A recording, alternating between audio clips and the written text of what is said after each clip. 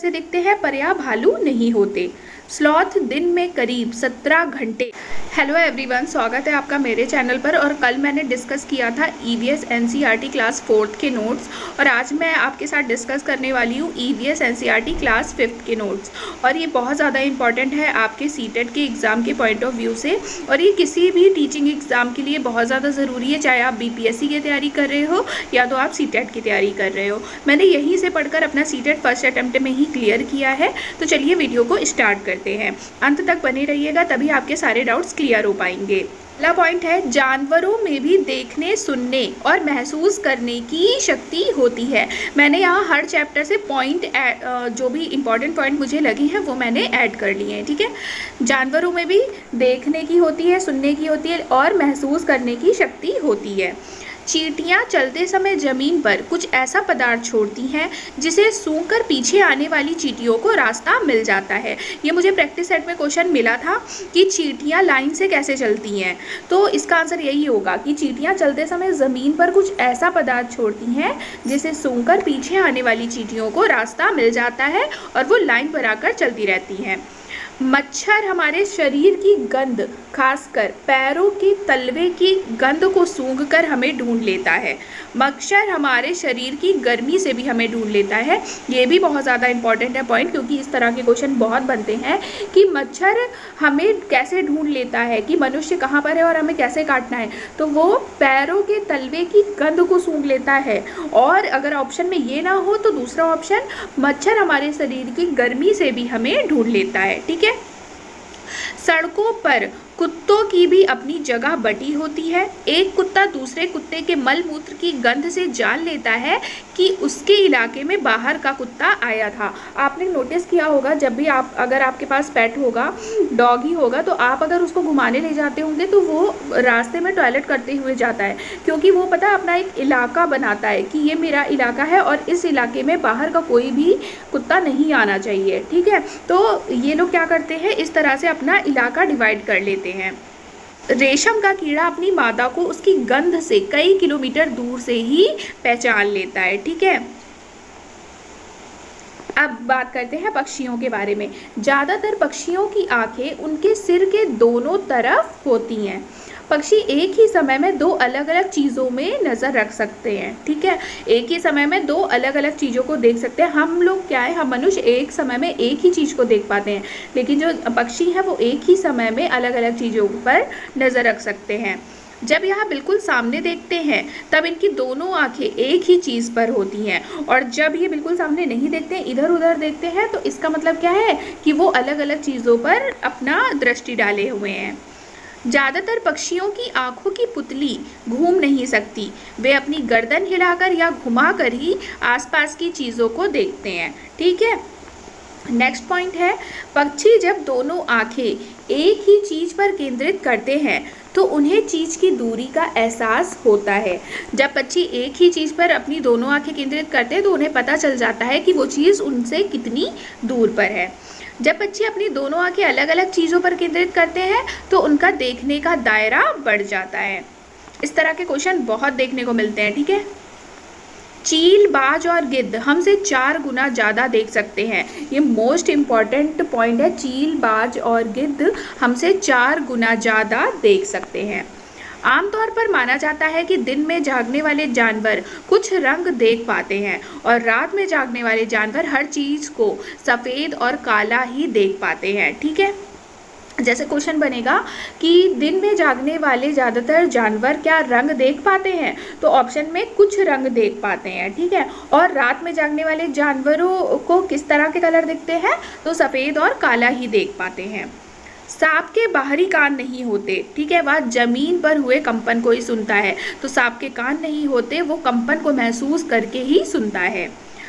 जंगल में ऊंचे पेड़ पर बैठा लंगूर पास आती किसी मुसीबत जैसे शेर या चीता को देखकर क्या करता है, एक खास आवाज़ निकालता है, जिससे उसके साथियों को क्या होता है, संदेश मिल जाता है। और इस तरह का काम भी पक्षी भी करते हैं। पक्षी और लंगूर क्या करते हैं, अगर उनके पास कोई मुसीबत आ रही होती है तो एक खास तरह की आवाज़ें निकालते हैं, जिससे उनके साथियों को पता चल जाता है कि हाँ मुसीबत आ रही है। कुछ पक्षी क्या करते हैं, अलग अलग खतरों के लिए अलग अलग तरह की आवाज़ें निकालते हैं जिससे उनके साथियों को पता चल जाए। मछलियाँ खतरों की चेतावनी के लिए क्या करती हैं, एक दूसरे को बिजली की तरंगों से जानकारी पहुंचाती हैं। जैसे क्वेश्चन पूछ लेगा, मछलियाँ खतरों की चेतावनी किस तरह से एक दूसरे तक पहुंचाती हैं, तो बिजली की तरंगों से, ठीक है, बिजली की तरंगों से जानकारी पहुंचाती हैं। कुछ जानवर तूफान या भूकंप आने से कुछ समय पहले ही अजीब हरकतें करने लगते हैं। जंगलों में रहने वाले लोग समझ जाते हैं कि कुछ अनहोनी होने वाली है, ठीक है। जैसे कि बोलते हैं ना कि कुत्ता जब रोने लगता है तो कुछ अशुभ होने लगता है। ये सब मान्यताएं फैली हुई हैं पहले के ज़माने की, तो ये सब इनमें कुछ हद तक क्या है, रियलिटी भी होती है। सन 2004 में दिसंबर के माह में सुनामी से कुछ समय पहले जानवरों के अजीब व्यवहार और उनके द्वारा दी गई चेतावनी भरी आवाज़ों को अंडमान की खास आदिवासी जनजाति समझ गई और उन्होंने वहाँ इलाका खाली कर दिया। इस प्रकार यह लोग सुनामी से बच गए, ठीक है। नेक्स्ट पॉइंट है, डॉल्फिन भी अलग अलग तरह की आवाज़ें निकालती है और एक दूसरे से बात करती है। वैज्ञानिकों का मानना है कि कई जानवरों की अपनी पूरी भाषा होती है, ठीक है। बहुत से जानवर किसी खास मौसम में लंबी गहरी नींद में चले जाते हैं, जैसे छिपकली। आपने देखा होगा कि छिपकली सर्दियों के मौसम में दिखती ही नहीं है, वो केवल गर्मियों में दिखती है और बोलते हैं कि वो गहरी नींद में चली जाती है उस टाइम पे। स्लॉथ के बारे में देख लेते हैं। स्लॉथ भालू जैसे दिखते हैं पर यह भालू नहीं होते। स्लॉथ बहुत ज़्यादा इंपॉर्टेंट है, बहुत ज़्यादा क्वेश्चन स्लॉथ से देखने को मिलता है, ठीक है। वेरी वेरी इंपॉर्टेंट है स्लॉथ, ठीक है।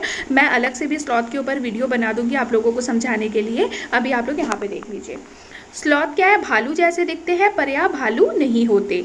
स्लॉथ दिन में करीब 17 घंटे पेड़ों से उल्टे लटक कर मस्ती से सोते हैं। स्लॉथ सप्ताह में एक बार शौच करने के लिए पेड़ से नीचे उतरते हैं। स्लॉथ जिस पेड़ पर रहते हैं उसी के पत्ते खाकर अपना पेट भरते हैं।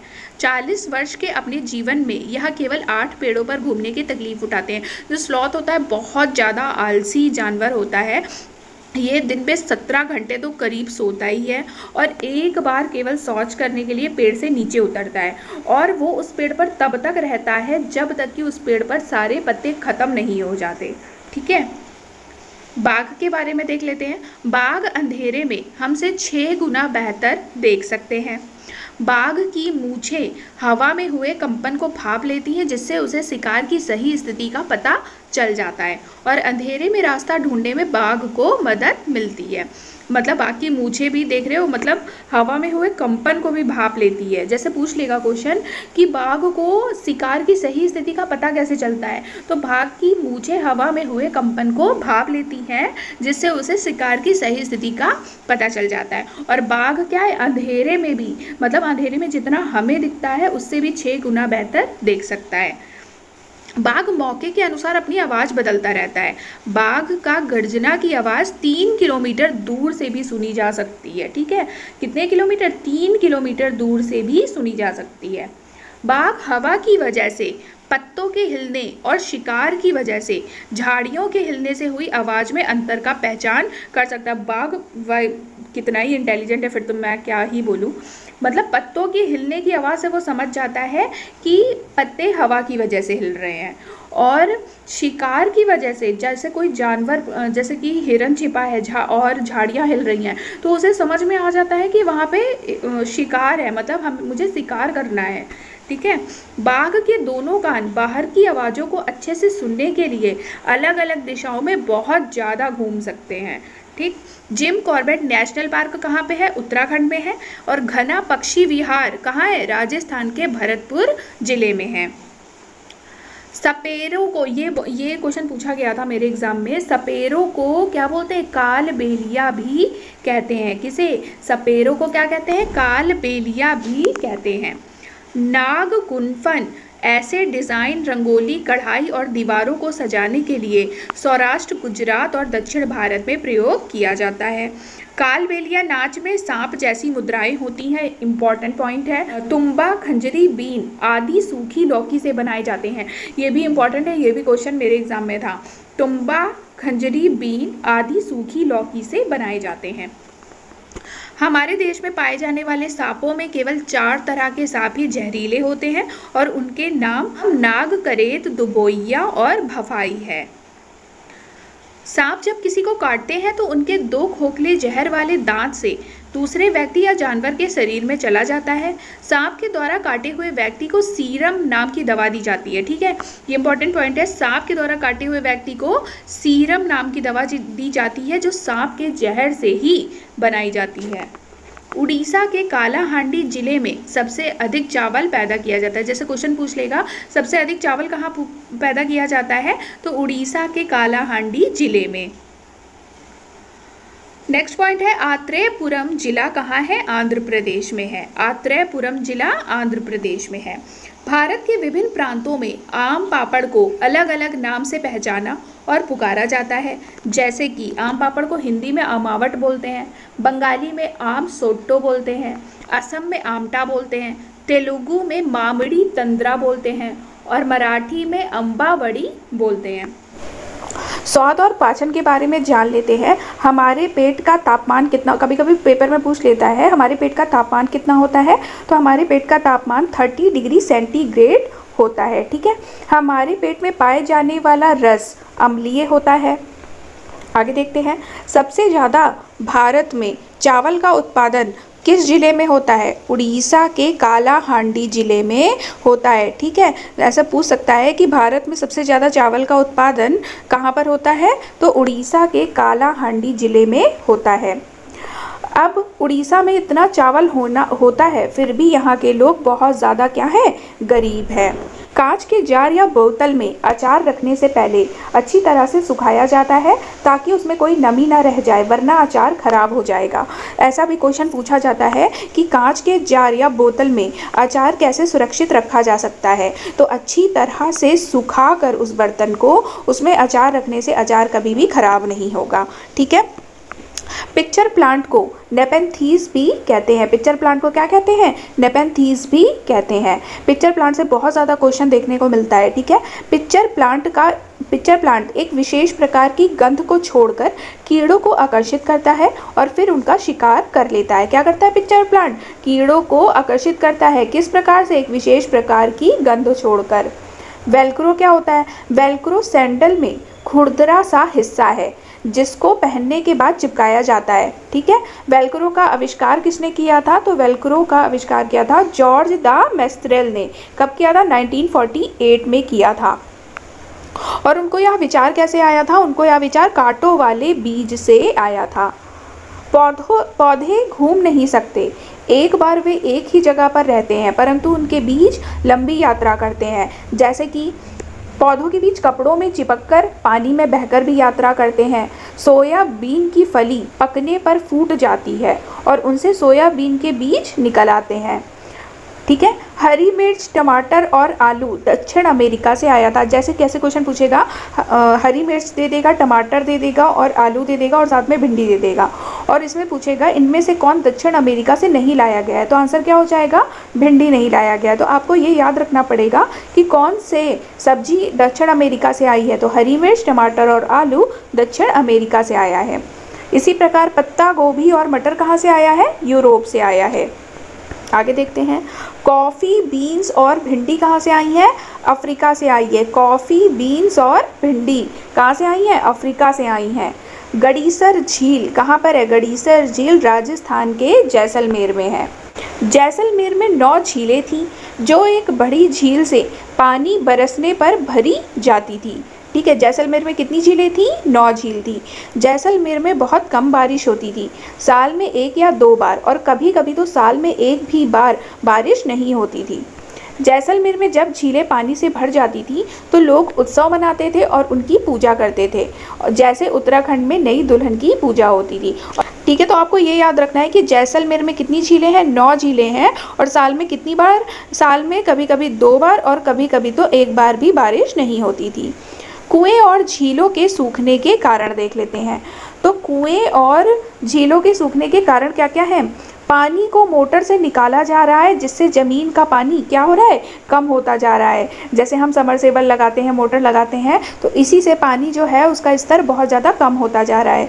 अब झीलें भी कम हो रही हैं जहाँ पहले वर्षा का पानी इकट्ठा हो जाता था।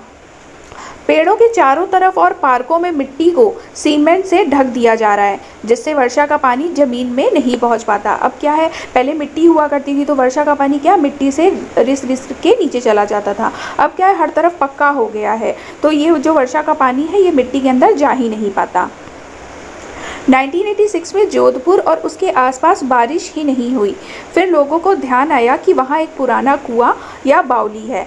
फिर लोगों ने पैसे इकट्ठे किए और लगभग 200 ट्रक कूड़ा निकाला गया और लोगों को वहाँ पर क्या मिला, पानी मिला। ठीक है, प्यासे जोधपुर को बावली से पानी मिला। कुछ सालों बाद वहाँ अच्छी वर्षा हुई और बावली को लोग फिर भूल गए। अल-बरूनी, अल-बरूनी कौन था? हजारों साल पहले उज्बेकिस्तान से भारत आया था। कौन? अल-बरूनी। ठीक है, अल-बरूनी ने भारत में आकर सभी चीज़ों को ध्यान से समझा और जाना कि यहाँ के लोग तालाब बनाने की कला जानते हैं और वह बड़े बड़े पत्थर और लोहे के चबूतरे झीलों के किनारों पर बनाते थे। अल-बरूनी ने सारी बात को विस्तृत रूप से लिखा। यह सारी बातें 1973 में मिली एक स्टाम्प पर लिखी थी, जो अल-बरूनी के जन्म के 1000 साल बाद मिला था।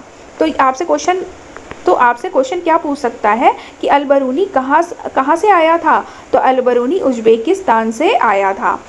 ठीक है, मृत सागर का पानी सबसे ज़्यादा क्या होता है? खारा होता है। जैसे क्वेश्चन पूछ सकता है किस सागर का पानी सबसे ज़्यादा खारा है, तो मृत सागर का पानी सबसे ज़्यादा खारा है। मृत सागर समुद्र तल से 418 मीटर नीचे दुनिया का सबसे निचला बिंदु कहा जाने वाला सागर है। इसे खारे पानी की सबसे निचली झील भी कही जाती है। जो मृत सागर है वो समुद्र तल से सबसे नीचे है, 418 मीटर नीचे, और यह दुनिया का सबसे निचला बिंदु वाला सागर है। ठीक है, और इसे क्या कहा जाता है? पानी की सबसे निचली झील कहा जाता है। मृत सागर के 1 लीटर पानी में 300 ग्राम तक नमक मिल सकता है। मृत सागर के पानी का घनत्व ज़्यादा होने के कारण लोग उसमें डूबते नहीं हैं और उसकी सतह पर क्या होते हैं? तैरते रहते हैं। 1930 में दांडी मार्च का आयोजन किया गया था। यह आयोजन इसलिए था क्योंकि भारतीयों को समुद्र से नमक बनाने की इजाज़त नहीं थी। और ये दांडी यात्रा किसने चलाई थी? गांधी जी ने चलाई थी। ये भी एक चैप्टर है और इससे भी क्वेश्चन पूछे जाते हैं। दांडी यात्रा कब हुई थी? 1930 में। दांडी यात्रा अहमदाबाद से गुजरात के समुद्र के किनारे तक चली थी। कहाँ से कहाँ तक? अहमदाबाद से गुजरात के समुद्रों के किनारे तक। अब देखते हैं बीमारी के बारे में। मलेरिया में बुखार, कपकपी और ठंड के साथ आता है। मलेरिया के लक्षण क्या है?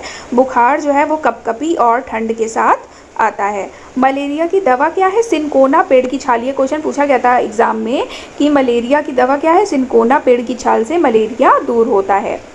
ठीक है, और ये वाला क्वेश्चन भी बहुत ज़्यादा पूछा जाता है। लोहा या आयरन हमें किससे मिलता है? गुड़, आंवला और बहुत सी हरे पत्ती वाली सब्जियों से हमें लोहा या आयरन मिलता है।